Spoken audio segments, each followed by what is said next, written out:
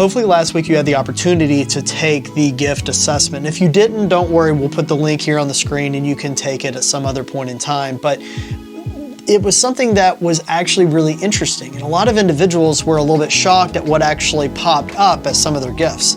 I know that Charlene Gray there was actually a little bit shocked at what popped up as her top 3 spiritual gifts, but it was funny because when I looked at them, I said, sure, that's exactly what I think you are. Your gifts seem to match exactly how I see you serving in the church already.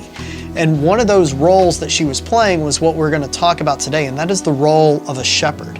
When we see shepherd in a church context, we tend to think of the pastor, and that's actually kind of understandable because in Ephesians, when Paul goes through many of the different spiritual gifts, he uses the Greek word poimen, which your English translation Bibles will most commonly translate as pastor. But the reality is that shepherd is used many other times in the New Testament and is translated exactly as that. It's translated as shepherd. Interestingly enough, most often when using the word poimen in the New Testament, it's actually referring to the role of Christ as a shepherd leading his sheep. Now, I think that's kind of interesting when you think about how many shepherds are used today in our current church setting. You see, a lot of shepherds almost have the sense of celebrity, right? I could name off several different names right now of pastors who I'm sure you have heard of out there, Olstein or Furtnick or different individuals that garner this sense of fame.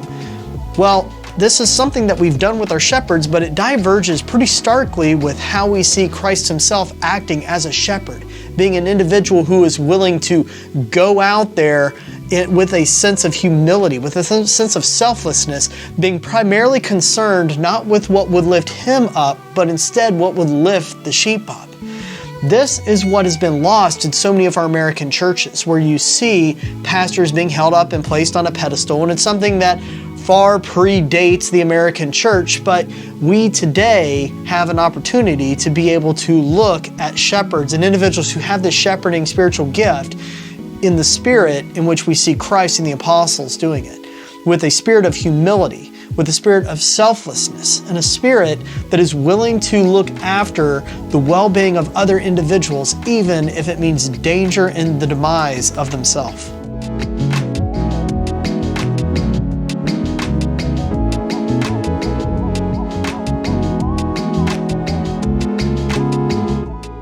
When we talk about shepherding, it's something that does actually mean a lot to me because it's something that in my own life I've had to grow and learn and be humbled several times in order to understand where it seemed like God was calling me.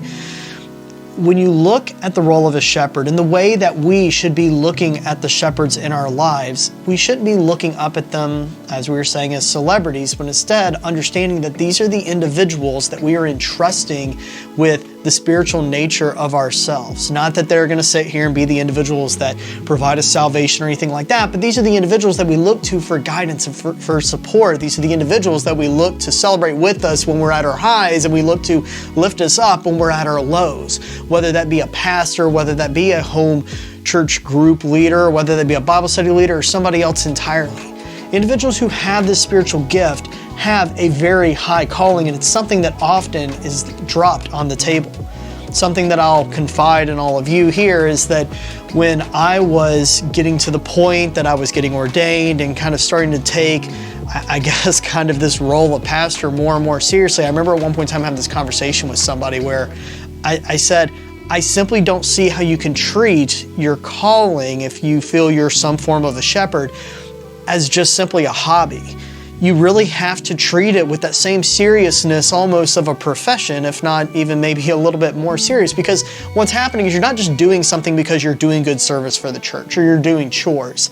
Instead, what you're doing is you're accepting onto yourself this mantle of individuals coming up to you and saying, right here I have my doubts and my faith, and I have all these things that I look for a sense of security in, and I'm entrusting these to you. Please don't break this.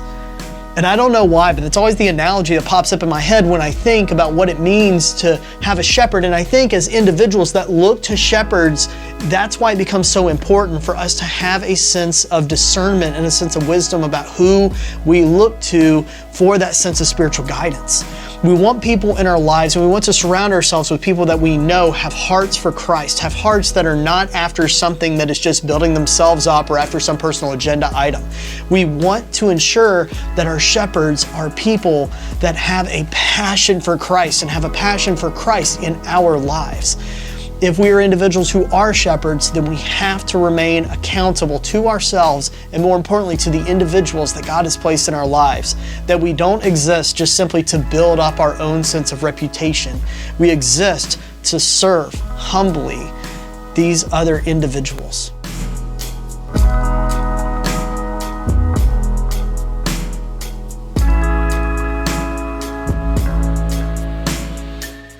In Matthew 9, I think there's something that is actually very calming if you are any sort of leader in a church or religious organization. Obviously, a piece of going through our spiritual gifts is because we want people to get engaged with their faith and to somehow get involved with what it means to be a Christian and a part of a church family. I mean, I'm not trying to hide that here.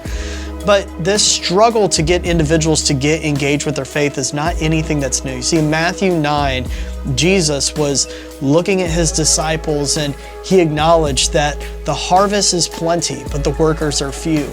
It's something that has always been baked into the cake of being a part of a church. Individuals oftentimes are afraid, or they feel untrained, or there's insecurities, or they think that they're not capable because of time or availability, or maybe their own personal skills, or whatever it is. And those can be hard things to overcome. And so as individuals who at times are either not shepherds, or maybe in total may not be really a shepherd type person, we have to be willing to look at our shepherds and say, where can I be a part of this flock? Like, where can I be a part of this thing working better so that we can do the things that we're all built to do, so that we can all reach other individuals for Christ in ways that match up with their spiritual gifts. That's kind of what we're trying to do right now through this little process of spiritual assessments. But as individuals who are shepherds, those of us, by last count, about half of the individuals who took this survey in our church, we have to be willing to stop and look deeply at our own motivations, and look deeply at what is driving us and say, am I moving other individuals? Am I building them up? Am I actually discipling other individuals in such a way that I'm not trying to, plan or strategize my way out of all the problems and doubts I may have in my head as a shepherd, but instead, am I equipping individuals to be more capable to be used by God? That is ultimately the role of a shepherd. And so if you are a shepherd, that's what we should be driving to. If you're an individual that says, I'm not really a shepherd, then that's what your shepherd should be doing. And if they're not, then you owe it to them to have that conversation with them about how they can better equip you, or at least letting them know, I need to be better equipped. At the end of the day, we want to ensure that everybody's spiritual gifts are actually being used for a greater purpose and a greater cause, greater than themselves, greater than what any one particular church may be, but instead are being used to reach individuals that are hurting, that are lost, and that just need a little bit of compassion in their lives. It starts with the shepherds shepherding their flock. We'll see in the next few weeks where else that ends up going. That's all I have for you today. I hope you're able to get something out of it. Until we can meet again, God bless.